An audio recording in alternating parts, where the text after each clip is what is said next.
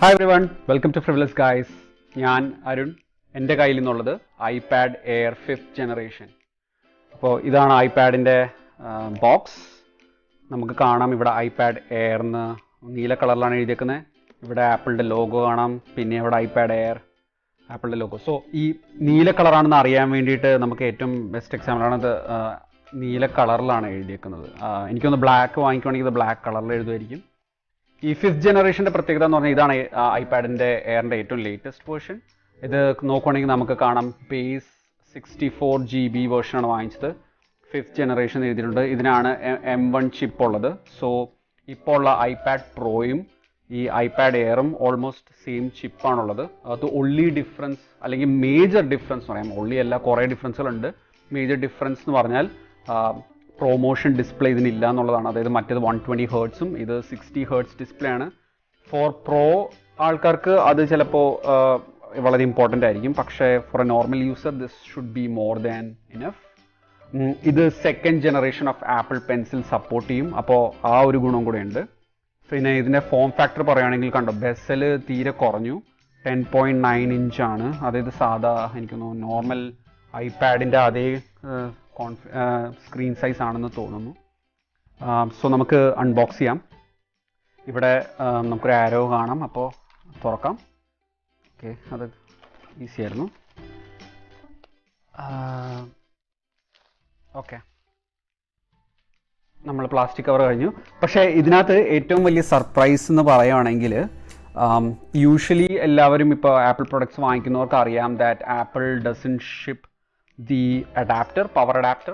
അവരും സാധാരണ കേബിൾസ് മാത്രമാക്കി. ഇപ്പോൾ ഐഫോൺസിൻ്റെ കേസാണെങ്കിലും ബാക്കി കുറേ കാര്യങ്ങൾക്ക്, ഇപ്പോൾ ഈവൻ എയർപോർട്സിൻ്റെ കേസിലൊക്കെ നമ്മൾ കണ്ടു അൺബോക്സിങ്ങിൽ പവർ അഡാപ്റ്റർ ഇല്ല. പക്ഷേ ഇതിൻ്റെ കേസിൽ നോക്കുവാണെങ്കിൽ പവർ അഡാപ്റ്റർ ഉണ്ട്. അതൊരു വളരെ സർപ്രൈസാണ്. നമുക്ക് ഓപ്പൺ ചെയ്യുമ്പോൾ അറിയാം അത് ഉണ്ടോ ഇല്ലയോ എന്നുള്ളത്. പക്ഷേ ഡെഫിനറ്റ്ലി ഇതിനകത്ത് ഇപ്പോൾ വായിക്കുകയാണെങ്കിൽ കാണാം USB-C charging cable and USB-C power adapter. Okay, ഇതിൽ വേറൊരു ഗുണം കണ്ടോ, അത് USB-C ആണ്. സാധാരണ ആപ്പിളിൻ്റെ ഐഫോൺസ് നോക്കുവാണെങ്കിൽ തണ്ടർ ബോൾട്ട് ആണ് അതിൻ്റെ പോർട്ട്.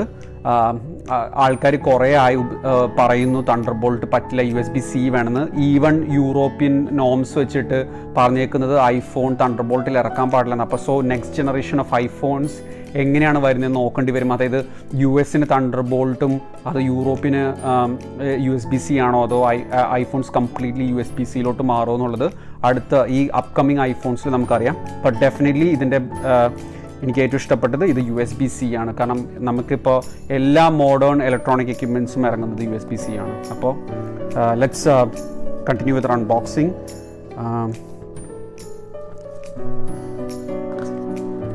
ഇത് കുറച്ച് ബുദ്ധിമുട്ടാണ് എന്നില്ല.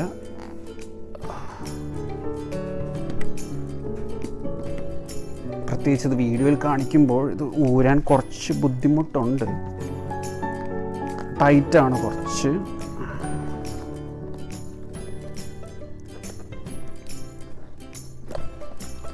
ഓക്കെ, അങ്ങനെ കവർ നമ്മൾ ഊരി. ഇതാണ് ഐപാഡ്. ഒരു കവറൊക്കെ ഉണ്ട് ഇതിന്. ആസ് യു ക്യാൻ സീ ഇത് ബ്ലൂ കളറാണ്. എനിക്ക് ഇപ്പോൾ ശരിക്കും ബ്ലൂ കളർ ക്യാമറയിൽ കാണാം. കാണാൻ വളരെ നല്ലതാണ്, വളരെ മനോഹരമാണിത് കാണാൻ. നല്ല ആപ്പിൾ ലോഗോ നല്ലോണം ഷൈൻ ചെയ്യുന്നുണ്ട്.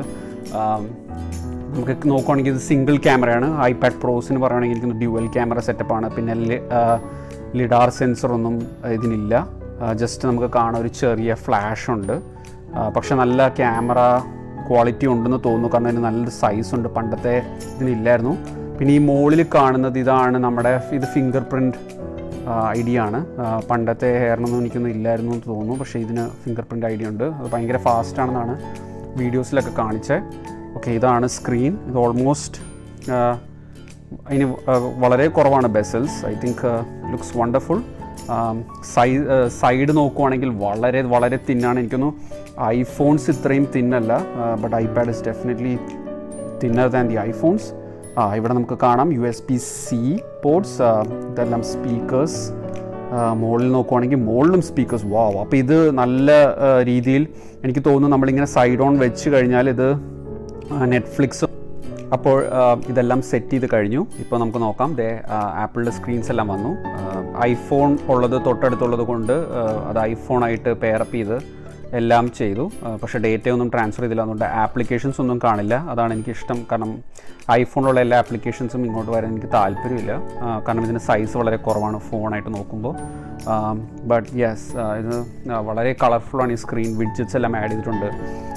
ഇങ്ങനെ വെക്കുമ്പോൾ ഇത് ട്രാൻസ്ഫർ ആവും ഈ ഒരു വ്യൂവിലോട്ട്. So yes, this is the unboxing.